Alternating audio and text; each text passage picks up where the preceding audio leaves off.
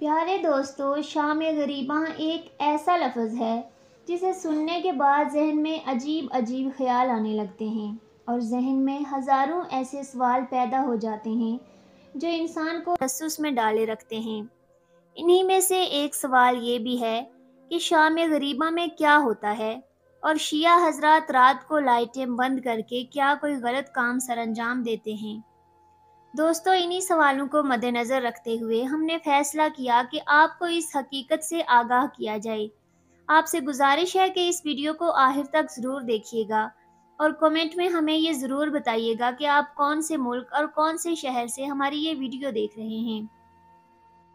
پیارے دوستو، اس شام کے بارے میں ہمیں روزانہ طرح طرح کی باتیں سننے کو ملتی ہیں، جن میں سے مشہور روایت کے مطابق یہ کہا جاتا ہے کہ 10 محرم کی رات کو تمام شیعہ حضرات امام بارگاہ میں جمع ہوتے ہیں، جن میں خواتین کی بھی کثیر تعداد موجود ہوتی ہے، اور جب تمام لوگ امام بارگاہ میں جمع ہو جاتے ہیں تو اس دروازے کو تالا لگا دیا جاتا ہے، جس کے بعد ایک شیعہ عالم مجلس پڑھتا ہے اور اس کے ساتھ ہی بتیاں بجھا دی جاتی ہیں۔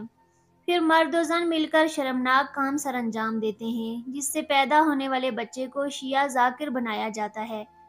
دوستو، اس کے علاوہ شیعہ حضرات کے بارے میں یہ بھی کہا جاتا ہے کہ یہ سنی بچوں کو اغوا کر کے ان کا خون اپنی نیازوں میں ڈالتے ہیں اور پھر یہی نیاز انتہائی شوق سے تقسیم کرتے ہیں۔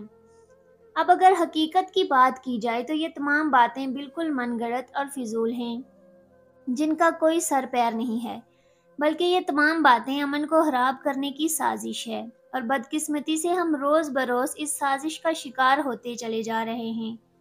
جبکہ اس سے بھی زیادہ افسوسناک بات یہ ہے کہ ہمارے کچھ ناعلم دوست 10 محرم کو امام بارگاہ کے باعث صرف اس انتظار میں کھڑے ہوتے ہیں کہ وہ بھی اپنا کچھ حصہ ڈال سکیں، لیکن ایسا کچھ نہیں ہوتا، لہٰذا وہ مایوس ہو کر واپس لوٹ جاتے ہیں۔ ایسے ہی ایک شخص اپنی آپ بیتی سناتے ہوئے بتاتا ہے کہ میں ایک دیہاتی گھرانے میں پیدا ہوا اور مذہب کے بارے میں میری معلومات گاؤں کے مولانا کی معلومات تک محدود تھی، جن کی قابلیت یہ تھی کہ وہ پہلے والے مولانا کے بیٹے تھے، جن کی وفات کے بعد وہ خود بخود تعینات ہو گئے تھے۔ لہٰذا مجھے روز شیعوں کے متعلق کچھ نہ کچھ ایسی باتیں ملتی جو مجھے پریشان کر کے رکھ دیتی، جن میں سے ایک شام غریباں کی تھی، جس کے بارے میں ہمارے مولوی صاحب بہت غلط ذہنیت رکھتے تھے۔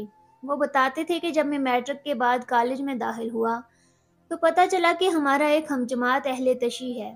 پہلے تو میں نے تجسس سے اسے دیکھا، بلکہ بغور دیکھا تو وہ نارمل انسانی لگا، لیکن کچھ عرصے بعد ہم 3 دوست بیٹھے تھے کہ وہ لڑکا بھی ہمارے پاس آ کر بیٹھ گیا۔ لہٰذا میں نے موقع غنیمت جانا اور مولوی صاحب کی جانب سے کی گئی تمام باتیں پوچھنا شروع کر دیں۔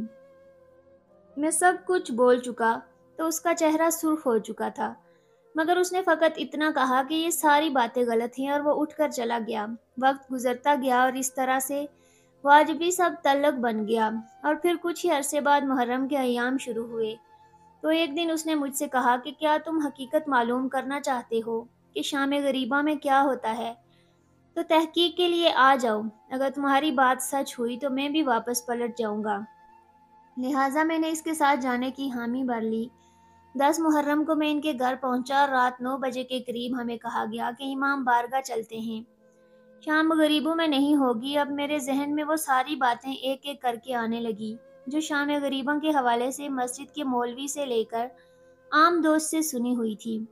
انہی سوچوں میں گم ہم امام بارگاہ کی گلی میں پہنچ گئے۔ وہاں بچے، بوڑھے، جوان اور خواتین سیاہ کپڑوں میں ملبوس امام بارگاہ میں داخل ہو رہے تھے۔ ہم مرکزی دروازے سے داخل ہوئے، جبکہ خواتین الگ دروازے سے امام بارگاہ میں داخل ہوئیں اور دوسری منزل پر پہنچ گئے۔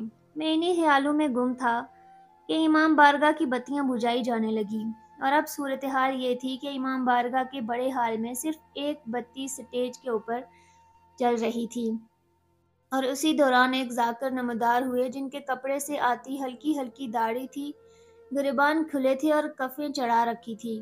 ان میں مائک پر آتے ہی بلند آواز سے پڑھا، اِنَّ لِلَّهِ وَإِنَّا إِلَيْهِ راجعون۔ یہ پڑھنا تھا کہ حال میں کہرام مچ گیا اور ایسا لگ رہا تھا جیسے یہ لوگ پہلے سے تیار بیٹھے تھے۔ انہوں نے اس جملے کو 3 بار دہرایا اور ہر بار کے ساتھ گریہ کی آواز بلند ہو جاتی۔ اس صورتحال کے لیے بالکل تیار نہیں تھا، لہٰذا میں حیرت سے دیکھنے لگا کہ ابھی تک ذاکر نے کچھ کہا ہی نہیں اور یہ اس قدر رو رہے ہیں، مگر پھر خود کو کوسنے لگا کہ عجیب ہے، جوان اور بزرگ تو اپنی جگہ بچوں کے نسوان کے گال گیلے کر رہے ہیں۔ اب ذاکر نے بولنا شروع کیا، لوگوں تمہارے نبی کا نواسہ شہید کر دیا گیا ہے اور نبی زادیاں اپنے دشمن کے نرگے میں ہیں جن کو قید کیا جا چکا ہے۔ اپنی آپ بیتی بتانے والے کہتے ہیں کہ ہر جملہ میرے دل میں خنجر کی طرح پیوست ہو رہا تھا اور شور و گریہ مجھے کھینچ رہا تھا۔ اب خواتین کے رونے کی آوازیں بھی نیچے آنے لگی۔ ذاکر کہہ رہا تھا، آج صبح کے پاس بیٹھے تھے لیکن اب شام غریبہ ہیں اور وہ بیٹے نہیں رہے۔ ذاکر بڑھتا رہا اور مجھے پتہ ہی نہیں چلا کہ کب میری آنکھوں سے آنسو بہنا شروع ہو گئے، اب ہچکیاں بنی اور کب آواز بولا۔ دوست مجھ سے گلے لگ کر رونے لگا اور بلند آواز سے کہنے لگا کہ یہ ہوتی ہے شام غریباں، یعنی غریبوں کی شام۔ اس دن کے بعد خاموش ہو گیا۔ میرے سارے سوال، میرے سارے شک سب مٹی ہو چکے تھے۔ میں خود سے شرمندہ تھا، میں نے بغیر سمجھے بغیر جانے کتنا بڑا الزام لگا دیا تھا۔ جو لوگ ہمیں سچ بتانا چاہتے تھے ہم نے ان کو جھوٹا کہا، اور جو ہمیں نفرت سکھا رہے تھے ہم نے انہیں اپنا استاد مان لیا۔ شام غریباں وہ رات نہیں تھی جسے میں نے گاؤں سے سنا تھا، بلکہ وہ دین کی وفاداری اور قربانی کی ایک مقدس یاد تھی۔ اس رات چراغ نہیں بجھائے جاتے، دل جلائے جاتے ہیں۔ وہاں شرمناک کام نہیں ہوتے بلکہ نبی کے نواسے کی غربت اور مظلومیت کا ماتم ہوتا ہے۔ میری آنکھوں کے آنسو رکنے کا نام نہیں لے رہے تھے اور میرے دل سے بار بار یہی صدا آ رہی تھی، کاش یہ بات ہمیں پہلے سمجھ آ جاتی، کاش ہم نفرت نہیں حقیقت سیکھتے۔ جب میں امام بارگاہ سے نکلا تو میں وہ شخص نہیں رہا جو اندر گیا تھا۔ میری سوچ، میرا دل، میری روح، سب کچھ بدل چکا تھا۔ باہر گلیوں میں بھی سناٹا چھایا ہوا تھا اور لوگ آہستہ آہستہ گھروں کو جا رہے تھے، مگر میرے اندر کا شور ابھی بھی جاری تھا۔ مجھے اپنے آپ سے نفرت ہو رہی تھی کہ میں نے ایسی مقدس رات کے بارے میں کیسے کیسے خیالات پال رکھے تھے، لیکن پھر ایک اطمینان بھی تھا کہ کم از کم اب میں سچ جان چکا ہوں۔ میں نے حقیقت کو اپنی آنکھوں سے دیکھا، اپنے کانوں سے سنا اور اپنے دل سے محسوس کیا۔ پیارے دوستو، یاد رکھیں کہ رسول اللہ صلی اللہ علیہ وآلہ وسلم نے فرمایا کہ میں حسین سے ہوں اور حسین مجھ سے ہیں۔ اللہ اس سے محبت کرتا ہے جو حسین سے محبت کرے۔ اس حدیث پاک سے ہمیں یہ سبق ملتا ہے کہ محرم کا مہینہ صرف غم کا نہیں بلکہ رسول اللہ صلی اللہ علیہ وآلہ وسلم کے نواسے کی عظیم قربانی کو یاد کر کے اسے سبق لینے کا مہینہ ہے۔ یہ مہینہ ہمیں صبر، وفاداری، تقوی اور ظلم کے خلاف ڈٹ جانے کا پیغام دیتا ہے۔ ہمیں چاہیے کہ محرم کا مہینہ نہ صرف غم اور آنسو میں گزاریں بلکہ اس کی روح کو سمجھ کر اپنی زندگیوں میں تبدیلی لائیں۔ اس مہینے میں نیک عمل بڑھا دیں، غیبت، جھوٹ، چغلی اور نفرت جیسی برائیوں سے بچیں۔